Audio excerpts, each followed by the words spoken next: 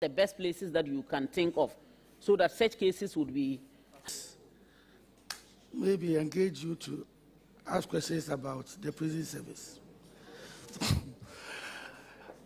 This is something that I know about because, as I said, I was a prison officer. And since my wife is also there, I know. For example, I am told that the inmate situation in some prisons was built, the capacity for some prisons is 851. As of today, they are 3,562, a variance of 2,711. Kumasi male prisons was built for 416 persons. As of today, there are 1,727. And this is replicated all over. The prisons are choked. The prisons are choked.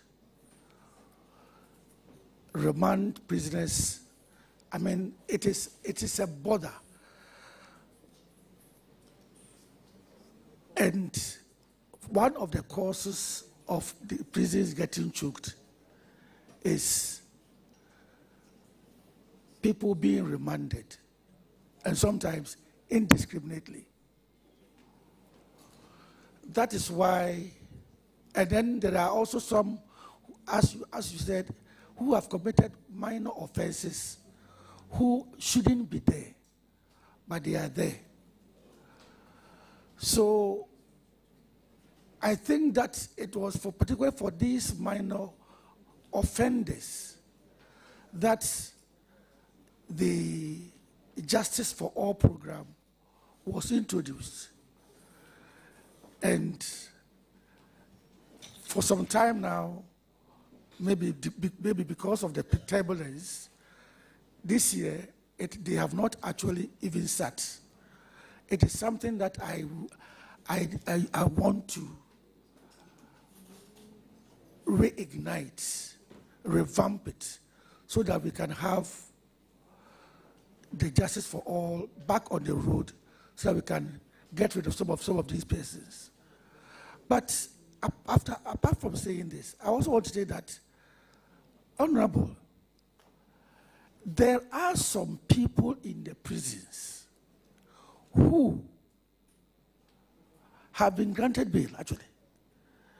They have been granted bail, but they are still there because they can't meet the bail conditions. And not that the bail conditions are too high. Sometimes they are too high. But in most cases, they are not. In so many cases, they are not. And so you find somebody in prison, somebody on remand, who has been on remand for 5 years, 3 years, 4 years, 5 years, and those of us outside will say, if this man had even pleaded guilty and he had been convicted, he would have spent only 3 years. But because he pleaded not guilty, he's on remand, and his case is not being tried, and he has spent 5 years. But that is not the fault of the judge. If you appear before the judge and you say you are not guilty, you are not guilty. The judge says you are released on bail. But there are some people, unless you say they should sign their own bail bond, they can't get anybody to come and bail them. Unless you release them on their own self-recognizance, they will not get anybody to come and bail them. I mean, there are some of them, and as a judge, we have conditions to grant bail. The main condition a judge looks at is, this man I'm releasing on bail, is he likely to come and stand trial? The person who is making efforts to run away because he has gone to see some foreign embassies to seek asylum. He's trying to run away already. The man has been granted bail once and he didn't appear. And so if a judge decides that, no, a person like that, I'm not going to grant you bail, it doesn't matter the offense that the person has committed. The judge may not grant bail. But even if the judge wants to grant bail, he will not give you bail on self-recognizance. So persons like that, they will not get people to stand surety for them, and they will be there. So while admitting that there are some people who shouldn't be there, there are also some people who are there because they have to be there. And Honorable, we are always talking about a bunch of plantains, a crate of eggs. My mother is a Catholic, was a Catholic. I always tell this story. My mother was a Catholic. And you know, these old ladies, how when they said, in my time, the Catholic priest was a white person. So at the end of the year, my mother wants to go and then harvest a particular plantain that he has nurtured over the year. My mother was going to the farm every morning with a bent back. This young man was sitting under the shady tree. In our place, we call it in Kwankwanuase, playing drafts. Every day, my mother passed by him to go to the farm. Now, 1 year on, it is time for harvest. My mother wants to go and harvest the plantain to come and give to the reverend minister, the white priest, who speaks Latin. And then this young man has gone there. And you know, when they go there, they don't cut the plantain. They move it from the top. So my mother will walk all the way to the place before realizing that the plantain has been harvested. We sit in Accra here. When a magistrate at Gosu decides to send the boy to prison for 3 years, we sit in Accra here and say, the man stole only a bunch of plantains. Do you know what it means what the bunch of plantain means to my mother? It's like stealing your car. You see? So, I mean, there are so many reasons. The magistrates and the judge, they are trained. They have this, the sentencing guidelines. They have them. But sometimes they have to go beyond it. In my youthful days, I gave somebody 70 years. Atayi, I gave him 70 years.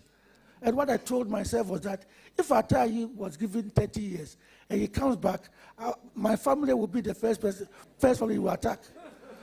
So by the time he comes back after 70 years, I'll be dead and gone. So you see, then we are thinking about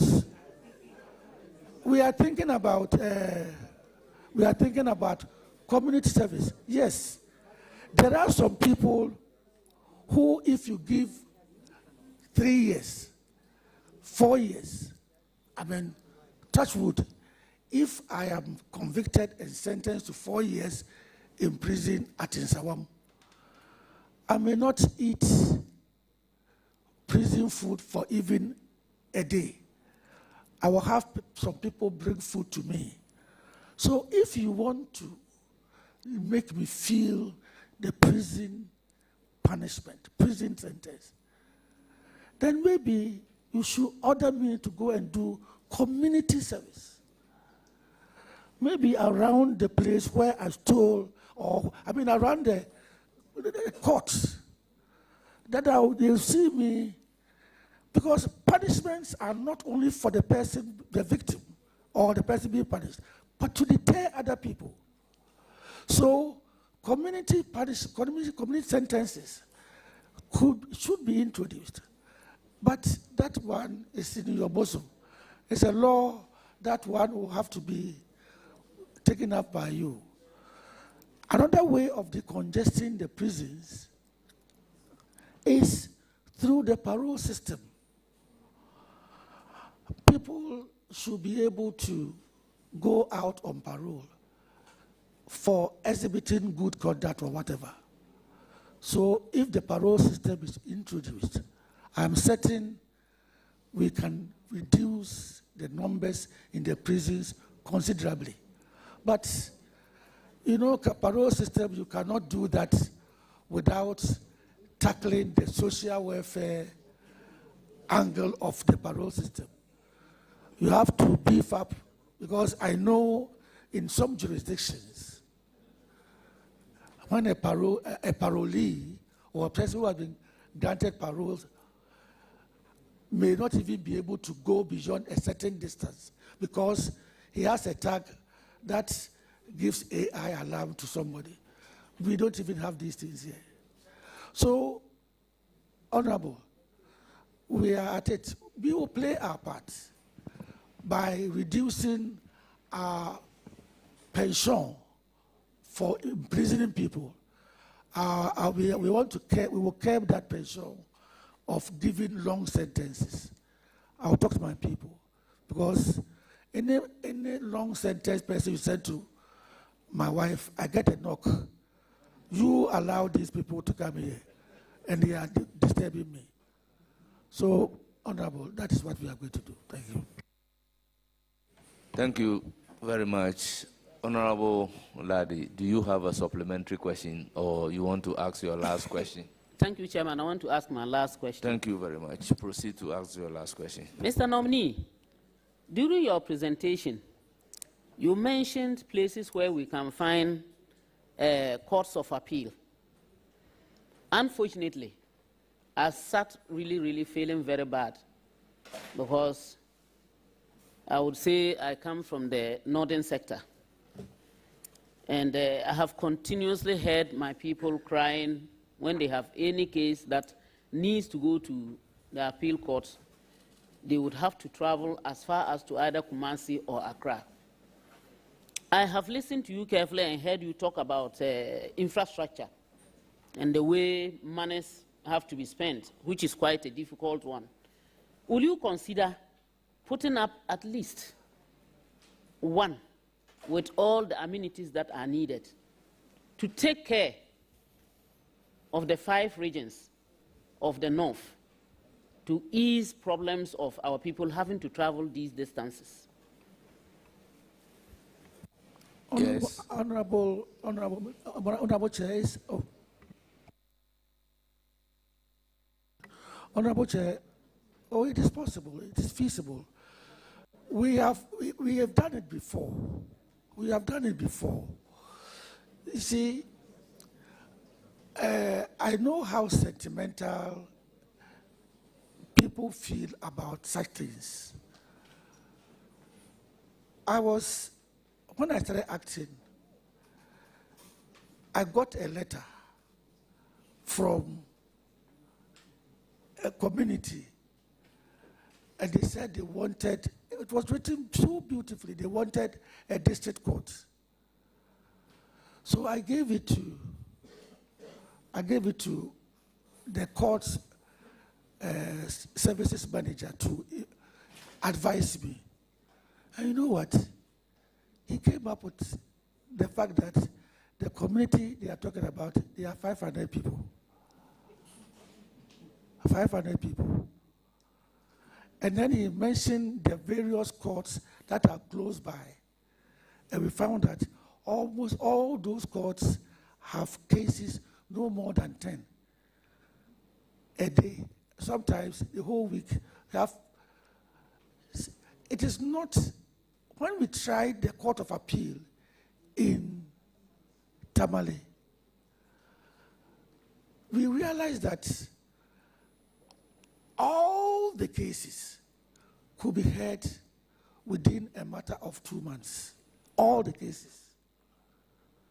So it is just not feasible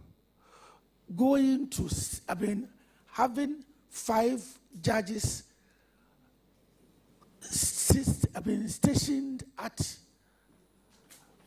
Tamale to take care of the north. This is not just because the number of cases that come from the various regions put together is not up to much.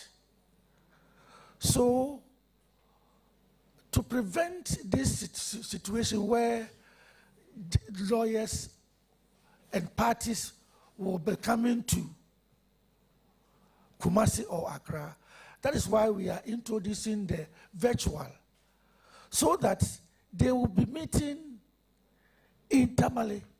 The lawyers don't need to, with virtual hearing, the lawyers don't need to move at all. They have to be in Tamale. So, as I said, if you have a case which is being handled by a lawyer from Kumasi, for now, the lawyer will have to travel to Tamale to go and be in the Tamale courtroom where the virtual takes place. But as I said, we are working at it. In a matter of time, we have find ourselves in a situation where some of the parties and the lawyers can be in Tamale courtroom, whilst some other lawyers will be in Kumasi, and they'll be hearing cases. This is done. When international arbitration takes place, people hardly travel from here to London for international arbitration. They do virtual hearing. So that is what, if it becomes necessary for us to station judges permanently in Tamale like we have done in Kumasi, we will do that. But Honorable, you have to help us get accommodation for them.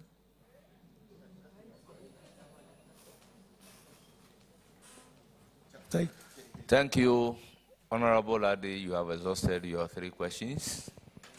On this note, honorable members, our revered guests, it is in the interest of all of us to take 20 minutes health break. Well, Hajia, you have the floor for 1 second. Thank you very much, Chairman. So, my brother, I wish you all the best. When my colleagues were leaving, you would have heard them. It's normal of me to say, I wish you all the best. May the Almighty Allah guide and protect you. Thank you. So that you will be able to do your work as expected. Thank you. And to the best of your knowledge and to the development and progress of Ghana. Thank you very much, Honorable. Have a blessed job ahead of you. Thank you. Thank you so much. Thank you very much. We shall resume our seats exactly 10 minutes after 5 o'clock.